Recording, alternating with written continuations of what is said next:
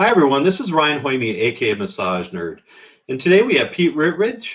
Hi Pete. Hi Ryan, how you doing? Good. And then we're both of us will be interviewing David Lauterstein from Lauterstein Conway Massage School in Austin, Texas. Hi, Welcome. Ryan. Pete. Hi. And why did you do? Why did you apply to present at the Educational Congress in July of 2015? Well, I really feel the Alliance has become the most representative group for teachers and for schools. And I really want to be a part of it. I feel they are shaping our history, and I think they're doing a good job with that. So I want to help, having been involved in the history of massage since 1977 myself. And what are some of your presentations that you'll be talking about then? Well, I'm going to be doing one more overall, something like a keynote called The Destiny of Massage Therapy. And then I'm going to do one more specific to the art and the science of teaching and how to develop those skills. So I'm going to be doing those two presentations. And tell us about your keynote a little bit, David. Okay. Well, it's interesting. In the history of massage within the U.S., one of the hotbeds of the development of massage was the Esalen Institute. And at the Esalen Institute, the great philosopher and writer Aldous Huxley talked about the nonverbal humanities. And the nonverbal humanities has been something that massage has been very much in the forefront of, it being a form of something which works with the body, but which communicates with much more than just the body.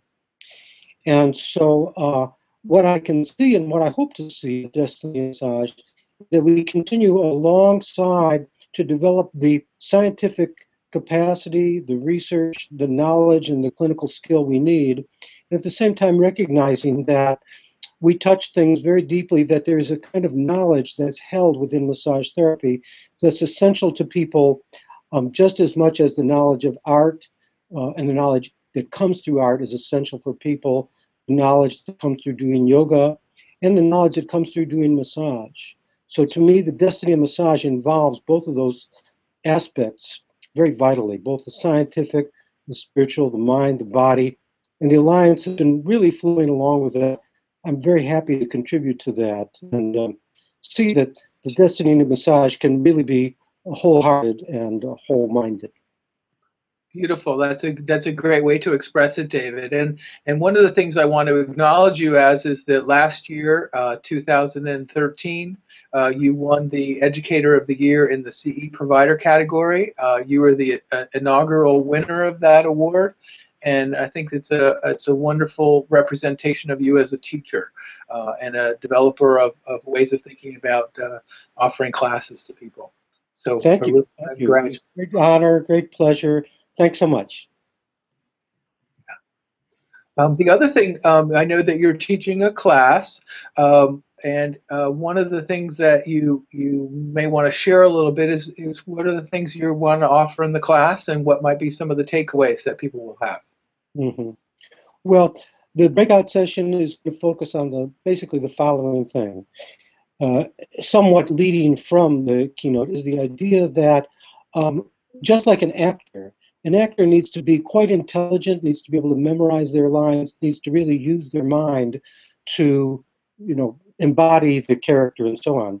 But an actor also needs to really be able to use their body well. And in massage therapy, we tend to focus, particularly certainly in examination contexts and everything, on the regurgitation of knowledge that we've gotten through left brain study. But to be a great therapist and certainly to be a great teacher, you need to be a great actor. You need to know how to use your arms, your legs, your voice to project yourself. You need to really have the skills to bring body, mind, and emotion all to bear. Otherwise, you really can't capture and communicate with the students and get your points across. You have to be convincing. You have to be embodied. You have to set an example for them. And a lot of times when it comes to teaching, people just approach it as a left brain transmission of information that's really far from what is inspiring teaching. Beautiful. And how do you envision the future of massage and bodywork then? Well, Ryan, I think it all depends on you. No, I'm kidding. I want to say you've done a really good job, and many of the institutions now, uh, the I should the Alliance for Massage Therapy Education, AMTA, ABMP, the ELAB project, so many different vectors of influence are coming together now. This conference is a good example of that. CompTA, the Federation of State Massage Boards, everybody coming together saying, how can we raise the standards, both in the scientific as well as the human aspects of massage therapy? And so what I see is that collaboration happening and taking us to a much higher level as a profession, and I'm very, very pleased about that. Yes, and I'm very impressed with all the collaboration that's going on recently and stuff, and I can't wait to see all the different organizations join together at this conference then too. Mm-hmm. And it's funny or important to recognize that as we've tried to come together, there's been some friction, and that can be productive of higher level discussion, some level of heat, but it helps propel us onto the new level, looking at scientific rigor as well as looking at human rigor, how to approach people in the most compassionate way. That's a skill. It's not just a sentiment. Yes. And what advice do you have for new therapists, new teachers, new volunteers? Well, for a new therapist, please pay attention to making enough money. I think that's important, and oftentimes I find that the business side is quite neglected. People are so often fascinated with healing, but they are not understandably fascinated with their taxes or keeping close track of money. So, one of the things I want to emphasize is take good health care by paying close attention to the business aspects as well as the healing aspects of your work. Secondly, I would say pay close attention to anatomy. You certainly can tell therapists who really know what's under their hands, and so almost all of the advanced modalities are simply good applications of anatomy and physiology, understanding the nervous system, its relationship to energy, understanding the fascia, the muscles, the bones, the ligaments, and their involvement in people's problems. So I would say that. Plus, I'd say self-care in general.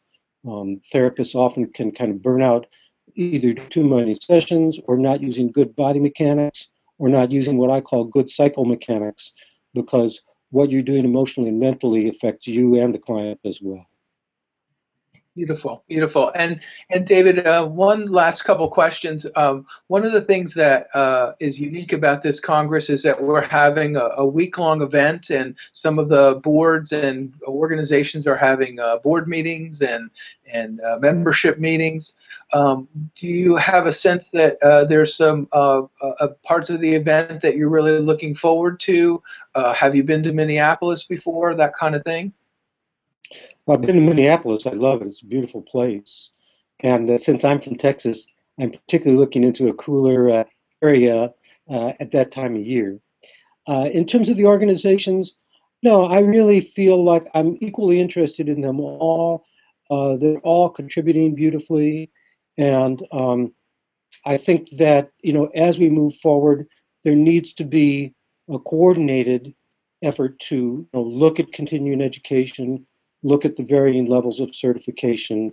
And I just have faith that we are all, as much as we can, moving in a really good direction. And I just really want to be supportive of that.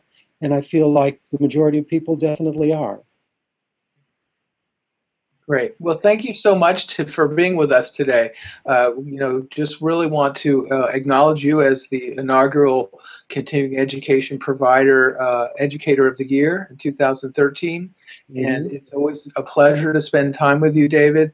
Ryan and I have done a couple of these all through the day, and each of the people who are been speaking about the Congress are talking about collaboration and groups working together. So unity and having a critical mass of folks who are educators and interested in the profession will go a long way to enhancing and putting a bright future for massage.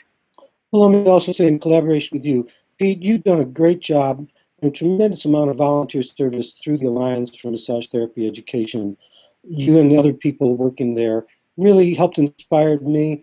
And for a number of years, I wasn't that involved in the politics. I'd rather just concentrate on teaching and massage in my school. But the quality of what you are doing kind of really has brought me back into wanting to be more active. Today is Martin Luther King Day, and I want to acknowledge the role of social activism and his commitment to world peace. I mean, ultimately, the touch of our hands makes a difference. And I want to acknowledge what you do, and Ryan, with all the work you've done for Massage Nerd to publicize so many different people's perspectives and document things that were not. Congratulations. Good job.